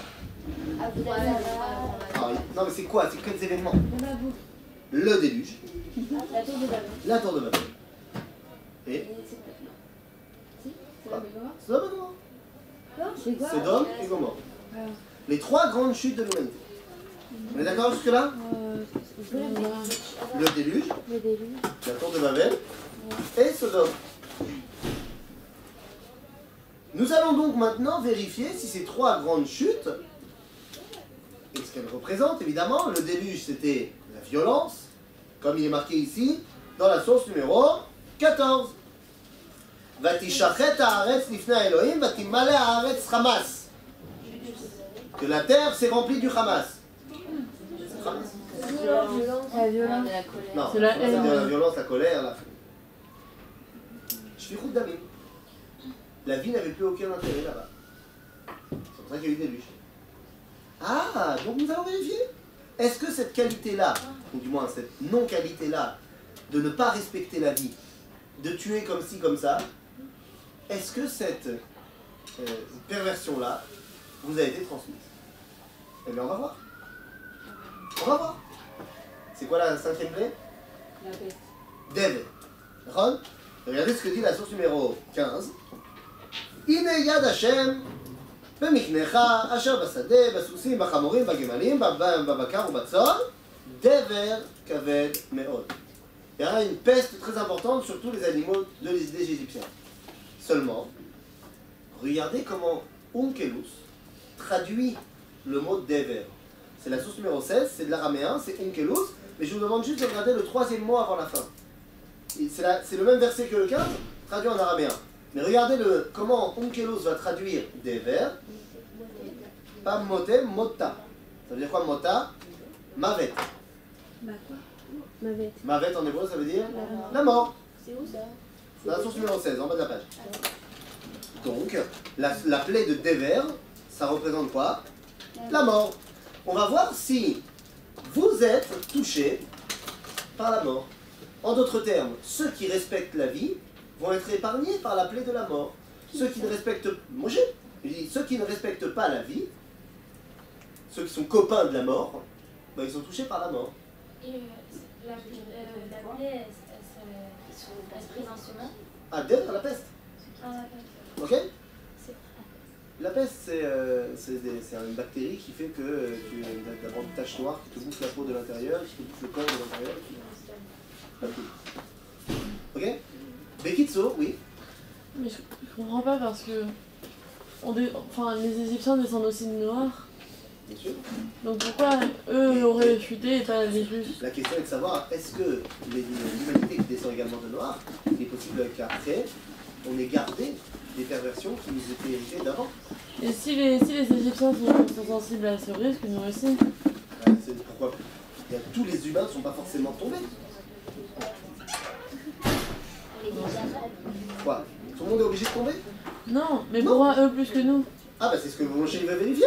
Si nous aussi on est tombés, bah nous aussi on sera frappés par la dévers. Mais un truc qu'on comprend On va voir. Oui. pas. Au début, Moshe, il avait pas confiance en lui, il avait peur de le faire. Bon, ça y est, maintenant il a pris confiance, il a pris la confiance. Mais le peuple juif a cette genre l'impureté, elle est plus bas. Je Oui. comprends pas pourquoi eux ils ont. Je sais pas, je t'ai déjà répondu. Parce que un esclave n'est pas responsable de rien du tout. C'est-à-dire que si un esclave, maintenant juif, un esclave, tu étais juif, tu es esclave chez quelqu'un d'autre, et que tu ne fais pas Shabbat, tu ne manges pas kasher, machin, Dieu ne peut pas t'en tenir rigueur, parce que tu es esclave. Mais avant d'être esclave, vous Oui. êtes aussi. Ah, mais tu te dis qu'avant qu'on était esclave, on était déjà tombé. On n'est pas tombé tout de suite. Ce que je t'ai dit tout à l'heure. C'est pendant l'esclavage qu'on est tombé au 49e degré d'impureté. On avait dit la semaine dernière, lorsque Moshe il pensait que les Juifs étaient pourris, c'est pour ça qu'il les a abandonnés. Il a dit le Rav Kook, il a expliqué que lorsqu'il a marqué Vayareu otanu amitzrim, ça veut dire amitzrim asu otanu raim. C'est parce que c'est parce qu'on était esclaves qu'on est tombé au 49e degré d'impureté. Mais quand ils sont arrivés, quand il y a eu le début de l'esclavage, au début c'est parce qu'ils voulaient gagner de l'argent, donc ils étaient déjà aussi un peu. On a commencé à chuter. Il y a un laps de temps quand même entre t'as chuté un petit peu et 49e degré d'impureté. Ok. Mais qui sont donc la 5e plaie, c'est par rapport au déluge, et on voit que les Égyptiens sont frappés et pas les Hébreux. La 6e plaie, tournez la feuille, c'est quoi? Mota. Mota. Non. Moi ça représente le Maboul, tout simplement parce que dans le Maboul, ce qui était problématique, c'était la violence. Les gens, le Midrash dit, je fais route d'Amine. Les gens ils s'entretuaient. Donc, c'est la question de la mort qui est mise en valeur ici. Le deuxième chute de l'humanité, c'est quoi? La tour de Babel. Quel était le problème de la tour de Babel, les filles? Avodah Zara. C'est-à-dire qu'ils voulaient se révolter contre Dieu. Comment c'est marqué? Vayikol haaretz safa achat udvarim achadim. C'est quoi? De quoi il parlait? Rachid dit באו בעצה אחת ואמרו לא כל אימנו שיבור לו את העליונים נעלה לרקיע ונעשה עמו מלחמה. Le but de la tour de Babel, c'était quoi? Se rassembler tout le monde et d'aller faire la guerre contre Dieu. En d'autres termes, Avodah Zara. Seulement, vous savez comment ils ont fait la tour de Babel? Quels matériaux ils ont utilisés? Des pierres? Non. Les vénimes. Des briques. C'est quoi la différence entre une pierre et une brique? La brique, c'est une pierre faite par l'homme. C'est-à-dire qu'on ne veut pas de ce que Dieu m'a donné. Moi, je fais. D'autre part, si tu veux faire une tour qui va le plus haut possible, il vaut mieux la commencer où? Oui, tu vas pas la commencer du haut. Mais est-ce qu'il vaut mieux la commencer dans un ravin ou dans une montagne? Si le but, c'est qu'elle arrive le plus haut possible. Montagne. Alors pourtant, on voit dans la Torah qu'ils ont commencé dans une plaine. Pourquoi? On vient te dire qu'on ne veut pas s'utiliser ce que Dieu nous a donné, moi je fais. Maintenant attends. Non, c'est logique. Donc ils ont pris des Tu briques. n'utilises pas ce que Dieu t'a fait, mais tu prends la plaine quand même. D'accord, parce que je veux. C'est C'est idéaliste. la plaine. C'est idéaliste. Je veux montrer que je n'utilise pas ce que Dieu me Mais donne. leur idéal, Quoi, de faire la guerre ça contre Dieu? ne tient pas debout. Pourquoi? Je n'utilise pas ce que Dieu m'a donné, mais j'utilise quand même les matières premières pour faire une brique. Ben j'ai pas le choix. Mais je suis plus loin, hein, si tu veux, de l'origine. Ouais, mais Maintenant, le fait est que, comment on fait des briques? Vous avez déjà fait des briques? C'est facile. T'as eu du ciment? Ah, il n'y avait pas de ciment à l'époque. Oui. Non, Et par contre, tu fais quoi? Tu prends de la paille, de la boue, tu le mets à chauffer dans le four, ça fait une brique. Ah non, c'est pas une blague. Allez vous balader à l'approche de Pessah, vous verrez dans tous les endroits où il y a des trucs pour les enfants. Ils font faire des briques aux enfants, genre pour se mettre en mode à voter nous. Si vous avez jamais fait ça, oui, parce qu'en France. Mais non, mais c'est très sympa. Tu prends un grand truc avec de la boue, tu mets plein de paille dedans, tu écrabouilles la boue comme ça avec la paille. Et ensuite, tu prends toute la mixture, tu mets dans un moule en forme de brique, pouf, tu mets dedans. Soit tu fais chauffer au soleil, si tu veux que ça aille plus vite, tu mets au four, et t'as la brique. Comme ça marche. Sans mouiller. Hein? Sans mouiller. D'accord. Mais Kitsour, ça veut dire quoi? Ça veut dire que tu prends de la paille machin, tu mets au four, et ensuite tu la fais monter les unes sur les autres pour faire la tour. On est d'accord? On est d'accord? Oui. Et on fait. Donc la 6e plaie, c'est quoi? Vayomer Hashem el Moshe vel Aaron Shrin. Les ulcères. Mais c'est pas ce qui m'intéresse, les ulcères. Ce qui m'intéresse, c'est comment Dieu il demande de faire cette plaie. Regardez. Kechu lachem meloch ofnechem piach kifshal uzrako Moshe hashamayma le'enei paro. Vous allez prendre de la cendre qui reste du four, c'est-à-dire qu'on prend les trucs du four et on les fait monter vers le ciel. Uzrako Moshe hashamayma. C'est-à-dire c'était en super concentré. Toute la production de la tour de Babel. Prendre quelque chose qui sort du four et de le faire monter vers le ciel. On a dit, la tour de Babel c'est fait en briques. Les briques, tu mets au four, et ensuite tu les empiles les unes sur les autres vers le ciel. Donc Dieu dit, puisque c'est de ça qu'on va devoir parler maintenant, la plaie de Shrin, tu la fais en mode synthétique, la tour de Babel. Tu prends ce qui reste du four et tu le fais monter vers le ciel. Pour bien montrer que c'est de ça qu'on parle. Ok? Et après, quand ça retombe sur la terre, ça se transforme en Shrin. Des ulcères, des boutons. Ça tombe sur ta peau et là, ça fait des boutons. Ah. Ok? Ouais, il y a plusieurs plaies, mon chéri. Là, en l'occurrence, c'est Aaron. Oui. Il a pris ce qui reste du four, les cendres du four, et il les a fait monter au ciel. Donc, là encore une fois, eh ben, on voit que cette plaie va frapper les Égyptiens et pas les Hébreux. Deuxième chute de l'humanité, la tour de Babel, a été héritée par les Égyptiens et pas par nous.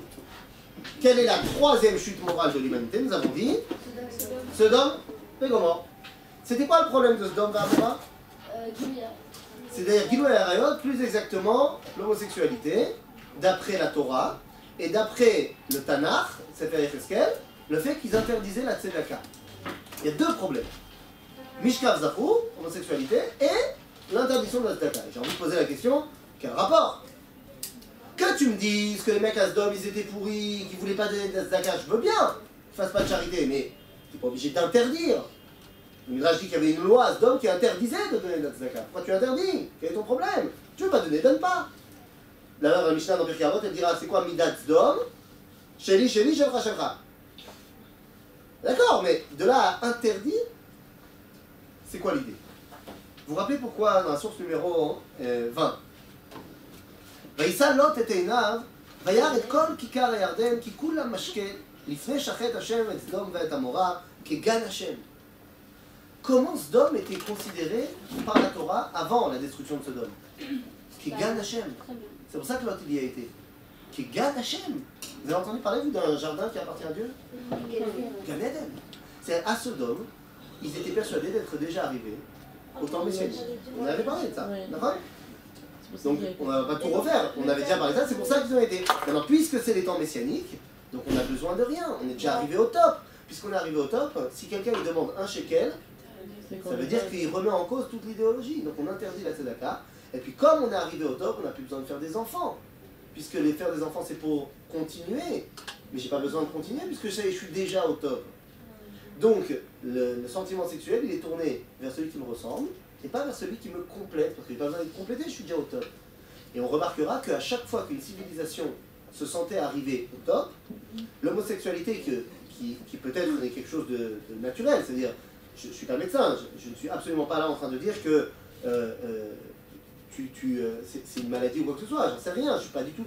Il y a des gens qui te disent aujourd'hui, et la majorité des médecins te disent, il y a des gens qui naissent comme ça. C'est mystère. C'est-à-dire, je suis pas du tout en train de porter un jugement de valeur sur l'homosexualité en tant que telle. C'est-à-dire, si quelqu'un est homosexuel, il est homosexuel. J'ai pas à lui dire que c'est bien ou pas bien. La Torah, elle est contre la mise en pratique de l'action homosexuelle. Mais pas contre le personnage. Le personnage, j'ai aucun problème. Après, est-ce qu'il sera frustré toute sa vie? C'est possible.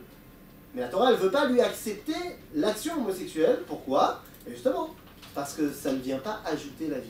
Je n'ai pas besoin de nous faire un dessin, je pense. Pourquoi c'est pas avec des femmes, pas d'enfants? Tu restes avec une femme, tu veux d'enfants ou... C'est un peu... Non, mais si leur idéal, c'était pas... Bon, ça va. Tu comprends?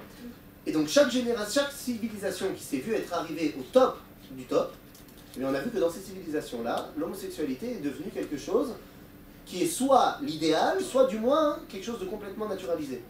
Que ce soit dans la Grèce antique, ou que ce soit dans notre génération, le mariage pour tous. Ok? Et donc, puisque le problème de Sodome, c'était tu penses que tu es arrivé au top, eh bien on va faire le mifran du top. Et c'est quoi la 7e plaie? La grêle. Mais attention, une grêle particulière. Source numéro 21, non, 22, ce n'est pas. Non, 21 et 22, c'est ce qu'on a dit. 23. Vaïd barad ve'esh mitlakachat betoch habarad. La plaie de la grêle, elle était particulière, parce qu'elle avait quoi en son sein? Un feu dévorant. Mais dites-moi, la grêle, c'est quoi? De la glace. Le feu et la glace, ça ne peut pas coexister dans notre monde. D'accord? C'est pour ça que le monde de l'idéal, d'après le judaïsme, on l'appelle comment? Shamaïm. D'accord? Qu'est-ce qu'on dit? On dit les Kadesh, Shem, Shamaïm. Shamaïm, d'après le Midrash, c'est Esh ou Maïm. C'est un monde qui est le monde où toutes les valeurs peuvent être unifiées. Mais c'est pas dans notre monde. On n'est pas encore arrivé à ça. Donc toi, tu dis que tu es déjà arrivé à ça? Eh bien viens, on va voir si tu supportes lorsque l'eau et le feu sont en même temps. La plaie de la vie. Oui?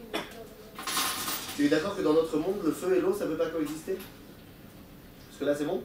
Eux, ils pensaient qu'ils étaient déjà arrivés au top, au monde idéal, dans lequel l'eau et le feu peuvent coexister, parce que c'est le monde idéal. Donc on va voir si tu maîtrises, si tu résistes lorsque l'eau et le feu sont pas l'idéal que le feu et le... Ah, c'est ce que j'ai dit. Le monde de l'idéal, d'après le judaïsme, s'appelle Shamaïm. Shamaïm, pas dans le sens le ciel, mais dans le sens l'endroit où Esh, Vemaïm peuvent être ensemble. C'est-à-dire, le monde idéal, c'est là où on peut faire l'union de toutes les valeurs. Symboliquement parlant, c'est le feu et l'eau qui sont normalement complètement antithétiques. Eh bien, dans un monde idéal, ils pourraient coexister. Tu penses que tu es déjà arrivé à ça? Mais viens, on va voir. On va voir que non. Ils sont touchés par Barad et nous, non. Donc, vous êtes tombés de cette humanité dont vous dites qu'on est le point commun. Bah non, vous n'êtes même plus à au niveau de l'humanité originelle. Juste, on voit que les Égyptiens, ils sont pas à cet idéal. Ah, mais ils sont touchés par ça. Oui, d'accord, mais c'est dans quel... Là, on voit je suis de la vie, et là, c'est... Bah là encore, il dit, dans la mesure où la barade, elle les frappe eux, c'est-à-dire que toute cette idée-là, bah ils sont pas arrivés. Ok?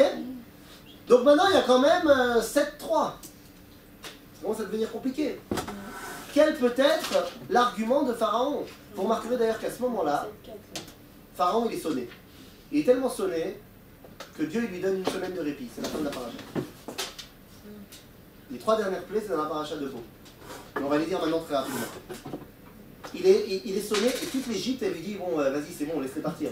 Seulement Pharaon, il lâche pas l'affaire. Il a un dernier argument. Certes, vous êtes des enfants d'Abraham, Isaac et Jacob. Ok. Certes, vous n'êtes pas mélangés avec nous. Ok. Certes, on n'est même plus au même niveau en tant qu'humanité. Ok. Mais nous avons quand même un point commun. Et à ce titre-là, vous ne pouvez pas vous séparer de nous. Nous sommes tous des créatures de Dieu. Et à ce titre, il n'y a pas de raison que vous soyez devant nous. Peut-être qu'au niveau de la création du monde, l'Égypte ne passe pas derrière Israël. Quand Dieu il a créé le monde, il pensait bien qu'il y aurait à un moment donné des nations. Peut-être qu'au niveau de la création, il pensait que l'Égypte c'était avant Israël. Ah, donc tu demandes de rejouer la création du monde en fait. Et là, Moshe nous dit Rashi, il a eu peur. Parce que c'est une question qui n'a jamais été posée, il n'a pas la réponse. Et donc Dieu lui dit, Vayomer Hashem el Moshe, Bo el Paro. Bo, dans le sens, viens chez Pharaon, moi je suis déjà là-bas. T'inquiète, je gère. Et c'est quoi la 8e plaie? Bah dites-moi, d'après le judaïsme, le monde il a été créé Yesh, mais Aïn. Il n'y avait rien, et après il y a eu quelque chose. D'accord? Quelque chose en l'occurrence, c'est plein de choses. Il a créé plein de choses, Dieu. D'accord? Donc si on doit rejouer la création, on va à l'envers. On va d'abord rejouer le quand il a créé plein de choses, et ensuite on va revenir dans le quand il a créé rien. Enfin, quand il n'y avait rien. Ok? Pourquoi? Bah, on veut rejouer la création. Donc on va en arrière. Et si on veut rejouer la création, il faut le faire de maintenant. Non, parce qu'encore une fois, peut-être que quand il a créé des choses, l'Égypte était devant. Si je vois qu'au moment où il a créé des choses, Israël était déjà devant, peut-être que lorsque c'était encore le Aïn, avant même qu'il crée, peut-être que l'Égypte était à ce moment-là devant. Donc on va voir. Attends, le monde a été créé, d'abord il n'y avait rien, ensuite il y a quelque chose. Ouais. Donc on va faire d'abord ça. Quand Dieu il a créé des choses, peut-être que l'Égypte ça passe avant. Dans l'idée de Dieu. Très bien, bon, on va faire la plaie de Arbé. Pourquoi? Parce que les sauterelles, elles sont dangereuses quand elles viennent beaucoup. Quand il a créé plein de choses. Donc on va faire Arbé. Une sauterelle, ça fait rien tout seul. Mais ensemble, ça peut être très, très dévastateur. Et donc, vous n'oubliez pas que là, on est en train d'essayer de rejouer la création. C'est-à-dire avant qu'il y ait quoi sur Terre? Des hommes. Puisqu'on a dit l'humanité, ça marche plus comme argument. Donc c'est même avant la création de l'homme. Qu'est-ce que dit le verset? Umalu batecha, verset 24. Umalu batecha ubate kol avadecha ubate kol mitzrayim asher lo ra'u avotecha ve'avot avotecha miyom eyotam ala adama ad hayom hazeh. C'est-à-dire que cette plaie-là, elle est plus terrible que tout ce que tout le monde a vu depuis qu'il y a des hommes sur Terre. C'est-à-dire qu'on rejoue quelque chose qui s'est passé avant la création de l'humanité. Puisqu'on parle maintenant plus de l'humanité, mais de créatures. Et dans la plaie de Harbé, ben encore une fois, les Égyptiens sont frappés, et pas nous. Mais pourquoi Pharaon demande à Moshe si l'Égypte avant la création? Ah, parce que tu demandes Moshe de faire sortir Israël parce qu'Israël mérite d'être le dirigeant du monde maintenant. Et qui te dit que dans le projet initial de Dieu, c'est à vous de diriger le monde. Donc je veux voir, je veux vérifier si dans le projet initial, au niveau de la création elle-même, peut-être que l'Égypte passe avant Israël. Lorsque je rejoue la création avec la plaie de Harbé, je me rends compte que non. Il se trouve que Israël est encore une fois épargné et l'Égypte est frappée. Donc c'est-à-dire que lorsque Dieu a créé les choses, l'idéal c'était d'abord Israël et pas l'Égypte. Donc au final, il sait qu'il y a un Dieu.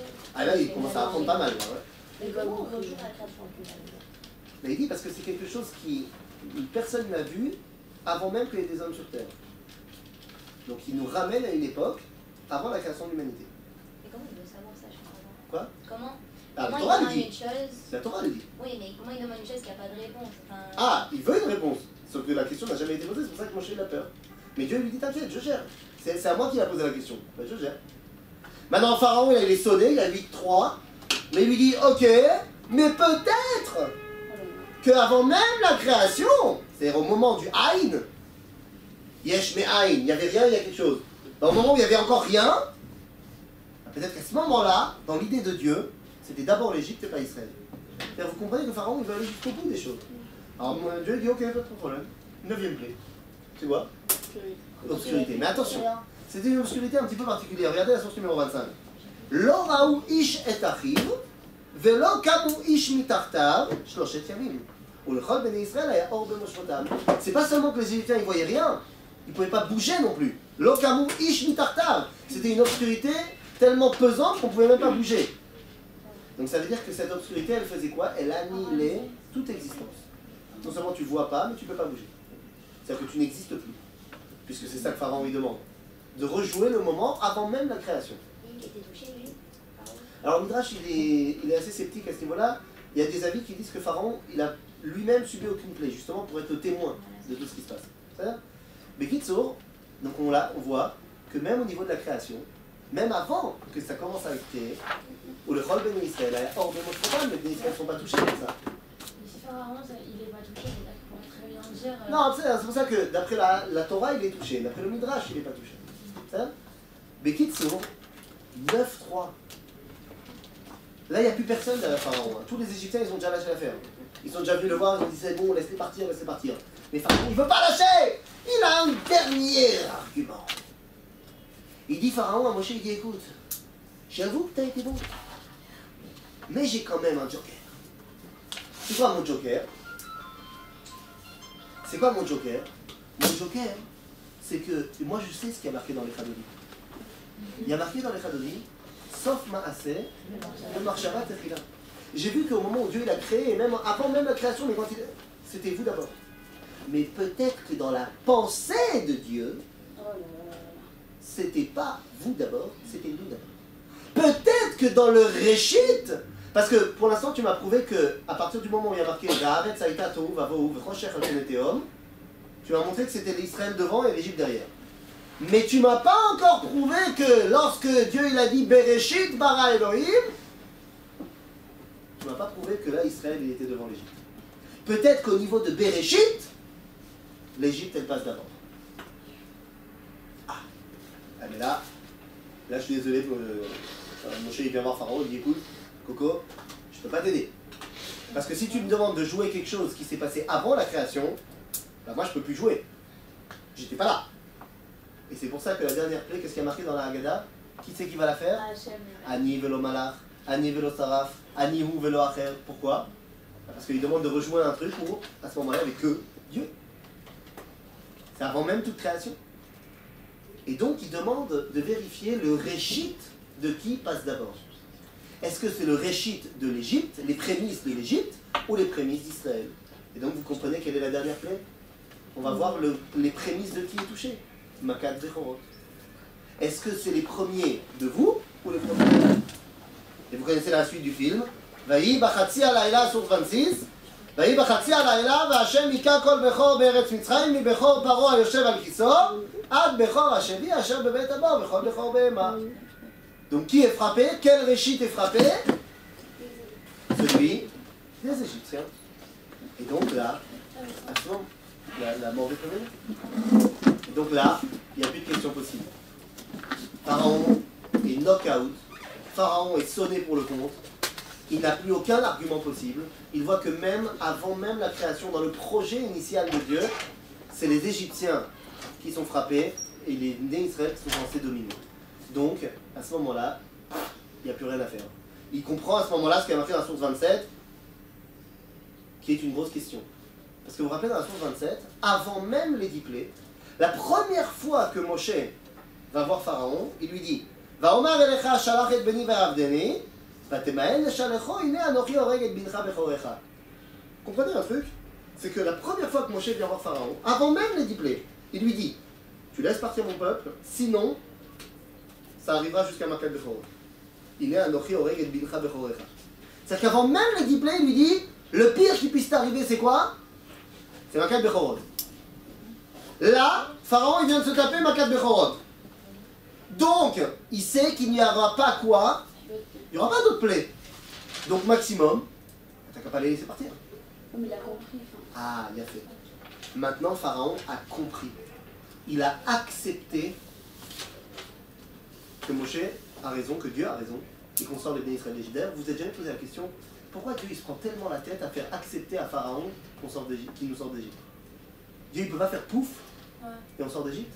Tu vois que Dieu il fait des efforts terribles, 10 plaies, pour que finalement Pharaon dise ok. Pourquoi?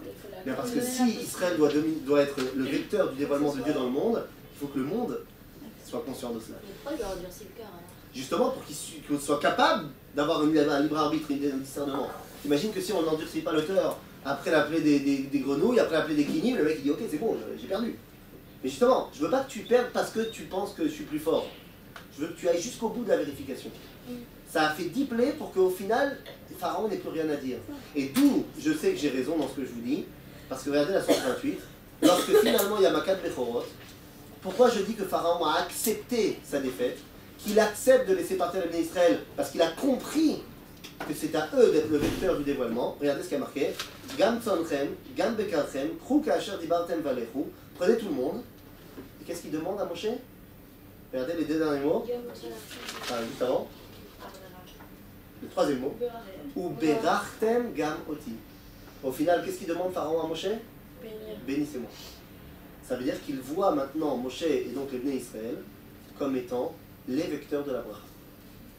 Donc Pharaon a accepté que c'était à nous de sortir d'Égypte et c'était à nous de devenir ceux qui allaient dévoiler Dieu dans le monde.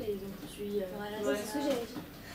Et donc, la question de David est la question qui est sur toutes les lèvres. Si ce qu'on a dit pendant 1h30 est vrai, et c'est vrai, comment ça se fait que dans 2 semaines, Parashat Béchalach, Pharaon va poursuivre les bénis Israël? Bonne question, parce que si on a dit qu'il a compris et accepté, eh bien ça, on sera obligé de l'étudier quand on fera Parashat Béchalach. Pendant la plaie de Makat Bechorot, fallait mettre le sang sur les poteaux, là, sur les...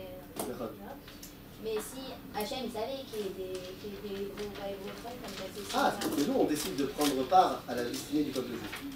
mais c'est un Égyptien et Dieu. L'Égyptien il dit, il y en a plein qui ont fait. T'as entendu parler du Yahweh Rav? Vous avez sauvé, non? Ah donc c'est vraiment par rapport à ça. C'est quoi? C'est pas que Dieu il voit pas. Dieu il sait.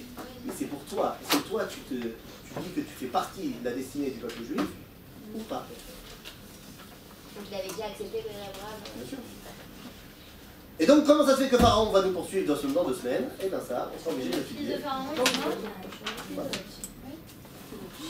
Oui. Dans ma quête prochaine, il y a des juifs aussi D'accord. tués. Et dans les vers aussi, il dit que les Égyptiens, ceux qui gardaient leurs animaux, ils n'étaient pas touchés. D'accord. C'est-à-dire C'est-à-dire que ceux qui étaient capables de voir que peut-être qu'il ne faut pas se mettre contre Dieu, ils le savent. et j'ai besoin de la prochaine. Pareil, ceux qui étaient de chez nous, mais qui ont décidé de se lier au destin de l'Égypte. Ouais, mais il aurait pu faire les Égyptiens qui ont été touchés. Non, justement, alors, là, dans l'autre cours, dans la source numéro 8, il y a marqué, pourquoi il a marqué, j'ai amené le Midrash, pourquoi il a amené le prophète, pour justement aussi que les Égyptiens ne voient pas les Juifs enterrer leurs morts. Mais alors, s'ils se sont mis au sein d'Égypte, ça veut dire n'a pas de. Ils peuvent se dire avec un juif. Oui, on peut décider. Mais alors, si on dit que quand on parle d'un juif converti, il est Ça veut dire quoi? Ça veut dire quoi? Ça veut dire que même le juif qui s'est converti au christianisme, machin, si à un moment donné il a ouvert les yeux et qu'il veut revenir chez nous, il va pas besoin de se reconvertir au judaïsme. quand il se convertit au christianisme, il devient chrétien. Il ne devient pas chrétien au niveau profond. Mais il a décidé de vivre comme eux. Son essence, elle reste juive. Alors, Parce que tu n'es pas jugé sur ton essence et sur tes actions. Et entre parenthèses, c'est exactement pour ça que ça rentre la monnaie. Ça rentre la monnaie. Ok? Khazak, comment?